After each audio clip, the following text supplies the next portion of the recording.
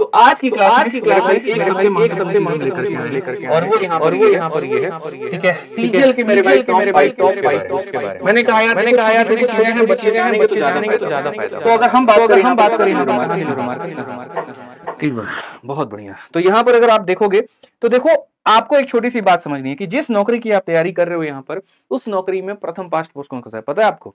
बताइए मिश्रा जी, बिना देखे बताइए, यहाँ 5 पोस्ट कौन सा है? नहीं पता। देखिए हमारे मिश्रा जी को भी नहीं, एएसओ बोल रहे हैं। एएसओ मतलब, एएसओ का फुल फॉर्म बताइए क्या होता है? यही प्रॉब्लम है, इनकम टैक्स लिख लेंगे वहां पे, लेकिन ये नहीं पता कि इनकम टैक्स इंस्पेक्टर बनते हैं कि ऑफिसर बनते हैं। अब देख लीजिए मेरे भाई, एसएससी सीजीएल जो कि भारत में एसएससी के द्वारा कंडक्ट की हुई सबसे प्रतिष्ठित परीक्षा है, यहाँ पर उसमें अगर आप देखें तो उसके जो टॉप 5 पोस्ट जो बच्चों ने सबसे ज्यादा पसंद किए, जिसके कारण कट ऑफ सबसे ज्यादा गई, वो हमारी यहाँ पर सबसे नंबर 1 पर है एएसओ इन एमईए, नंबर 2 पर है यहाँ इनकम टैक्स इंस्पेक्टर। ऑफिसर नहीं बनता आदमी, इंस्पेक्टर बनता है, 2 साल बाद ऑफिसर बनता है, ध्यान रखिए। एईओ इन ईडी मतलब यहाँ पर जो है एएसओ इन सीएसएस मेरे भाई यहाँ पर हो गया, और उसके बाद में आपका अपना मेरे भाई जीएसटी इंस्पेक्टर जो कि हम खुद हैं। समझ में आ रहा है बात यहाँ पे? अब इसमें थोड़ा सा हम आपको जानकारी और दे दे तो यहाँ पर देखो, आज हमने सोचा कि हम बच्चों को एक ही स्लाइड के अंदर में यहाँ पर जो है 10 से 15 मिनट थोड़ा यहाँ मोटिवेट करेंगे इनके सारे पोस्ट को लेकर के, तब उसके बाद सेशन की आगाज करेंगे। तो अगर इसमें आप देखोगे तो देखो, एमईए में लोगों की मंशा होती है सर कितना सैलरी मिलता है, तो एमईए की सैलरी 72,000 से 80,000 तक मिलती है, और जैसे जैसे आप नौकरी करते हो ये सैलरी बढ़ते जाती है। 84,000 रिसेंट में जो है उन लोगों की सैलरी है जो सीजल 2023 से ज्वाइन किए हुए हैं। फिर इनकम टैक्स वालों की सैलरी 72,000 से 85,000, ठीक है। ईडी वालों की सैलरी 78 से 90 के बीच में है। यहाँ पर सीएसएस वालों की सैलरी मेरे भाई इसी रेंज में है।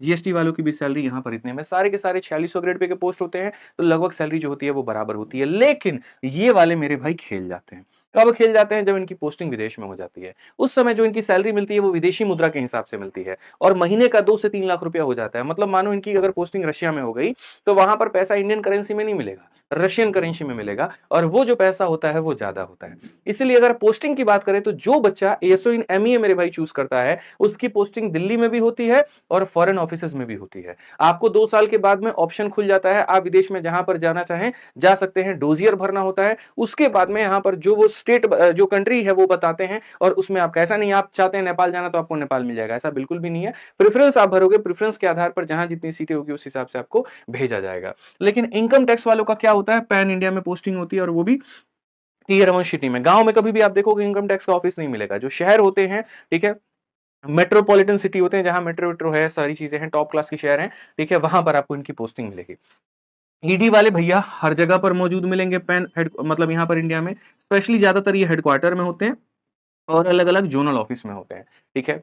सीएसएस वाले जो होते हैं वो मेरे भाई यहाँ पर दिल्ली में ही इनकी पोस्टिंग होती है लाइफ टाइम, और सबसे अच्छी बात मिनिस्ट्री में लाइफ टाइम यहाँ पर एक ही होती है। सेशन को ज्यादा से ज्यादा लोगों तक शेयर करो ताकि यहाँ पर जो है बढ़िया तरीके से सारे लोग इस बात को जान पाए। और जीएसटी वालों की वही बात है भैया, पूरे भारत में हर जगह पर पोस्टिंग है, पोर्ट्स पर भी इनकी पोस्टिंग है, और यहाँ पर जो है ऑफिस में भी इनकी पोस्टिंग है। वर्क लाइफ के बारे में बात करें तो देखो, बहुत ऐसे बच्चे होते हैं जो सीजीएल के बाद में मिश्रा जी यूपीएससी की तैयारी करना चाहते हैं, सुकून की जिंदगी जीना चाहते हैं, जिसमें लड़कियां सबसे ज्यादा सुकून खोजती हैं कि ससुराल में अगर शादी के बाद में जो है लोगों को भी चाहिए तो सुकून चाहिए, तो क्यों ना शुरू से ऐसी नौकरी लेकर के चले कि ससुराल वालों को भी दिक्कत ना हो। तो वहां पर उनके लिए या तो सबसे बढ़िया होता है एमईए वाला पोस्ट, या फिर उनके लिए सबसे बढ़िया होता है सीएसएस वाला पोस्ट। क्योंकि भैया इतनी सुकून तुम्हें कहां मिलेगी, बताओ ना। नौकरी भी सरकारी, ऊपर से 5 दिन हफ्ते में काम करना है, मंडे टू फ्राइडे, यहां पर भी मंडे टू फ्राइडे काम करना है, सैटरडे संडे पूरा पूरा मौज है। और ड्यूटी भी ऐसी 9 to 5 वाली की 5 बजे के बाद शाम में तुम कहीं भी जाओ, कहीं भी मतलब रहो, डिपार्टमेंट तुमको परेशान नहीं करेगा। लेकिन इनकम टैक्स वालों को दिक्कत है, जीएसटी वालों को दिक्कत है, रात में फोन आ गया यहाँ पर, हाँ भाई वो वाला फाइल काम हुआ है कि नहीं हुआ है, वो प्रॉब्लम तुम्हें क्रिएट कर देगा। लेकिन इसमें कोनो तुमको प्रॉब्लम नहीं है। प्रेशर तो यहाँ पर भी आता है जब स्पेशली फाइलिंग होती है, लेकिन वो महीने के 2-4 दिन का ही बात होता है, बाकी टाइम पर नॉर्मल कहानी है। प्रमोशन भाई साहब तगड़ा है, एएसओ से सीधा अंडर सेक्रेटरी पोस्ट तक चले जाते हो 12 से 15 सालों में। यहां पर इनकम टैक्स इंस्पेक्टर से मैंने कहा इनकम टैक्स ऑफिसर बनते हो, पहले इंस्पेक्टर होते हो, फिर ऑफिसर बनते हो, फिर यहां पर मतलब प्रमोशन होते होते होते होते एक समय आता है कि आप यूपीएससी के द्वारा जो लोग डायरेक्टली आईआरएस ऑफिसर बनते हैं, और आपका प्रमोशन होकर के डायरेक्ट आप आईआरएस ऑफिसर तक जा सकते हो।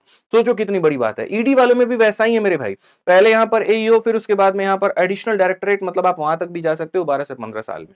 वैसे ही सीएसएस में मेरे भाई अंडर सेक्रेटरी तक के पद पर आप जा सकते हैं, और जीएसटी वालों की भी है इंस्पेक्टर से लेकर सुपरिटेंडेंट तक, सुपरिटेंडेंट के पोस्ट तक आप जा सकते हैं प्रमोशन कर करा करके। कई जगह पर इंटरनल डिपार्टमेंटल एग्जाम होते हैं, अगर उसको पहले दे दिए तो प्रमोशन बाकी लोगों की तुलना में और जल्दी हो जाएगा। बाद में भी पढ़ने की इच्छा रखते हो तो पढ़ो मेरे भाई, पेपर दो यहाँ डिपार्टमेंटल एग्जाम और यहाँ पर नौकरी लेकर के जाओ। पावर की बात करें कि भैया पावर किसमें ज्यादा है, पावर और पैसा, यही तो दो लोगों को चाहिए और क्या चाहिए। पैसा सब में दिखा दिए लगभग बराबर ही है, ठीक है। बाकी किसी के मन में ये इच्छा ऊपर की कमाई क्या है तो वो हम यहाँ पर नहीं बता पाएंगे भाई, समझदार आप हैं, आप खुद जानते हैं। ऊपर की कमाई मतलब ये मान करके चलो कि उसको कभी सोचना भी नहीं चाहिए।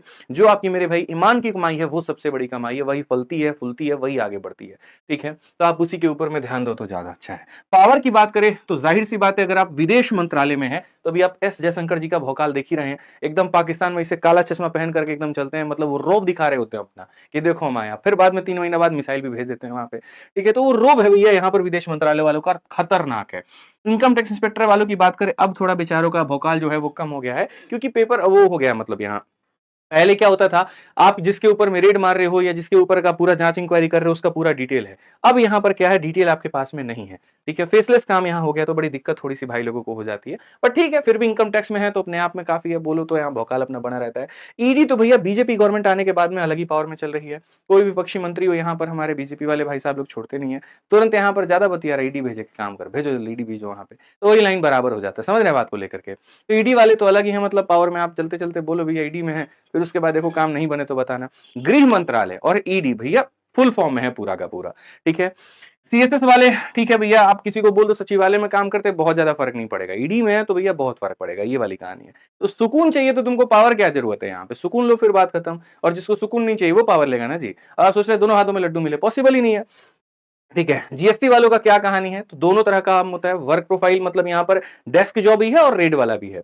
ज्यादा अगर मतलब टिड़िंग बतियाओगे वहां पे तो फिर वही रेडी कंडक्ट होगा तुम्हारे यहाँ, क्योंकि जीएसटी की चोरी आजकल भारत में बहुत हो रही है, ठीक है। और इसको लेकर के यहाँ पर जो है डिपार्टमेंट काफी एक्टिव है, ठीक है। भारत में भर्तियां भी जब से जीएसटी लागू हुआ है ना तो इसकी भर्ती अलग ही आती है, 1700 वैकेंसी, 1600 वैकेंसी, 1200 वैकेंसी, इस तरीके से कर करके। तो अब आप बोलोगे सर पद तो सारा का सारा अच्छा है, जी गुरु जी एक बार बता दो सिलेक्शन में हमारा जो है कितना नंबर चाहिए होगा तो जाकर के सिलेक्ट हो पाएंगे। तो बाबू इतना आसान भी सरकारी नौकरी नहीं है।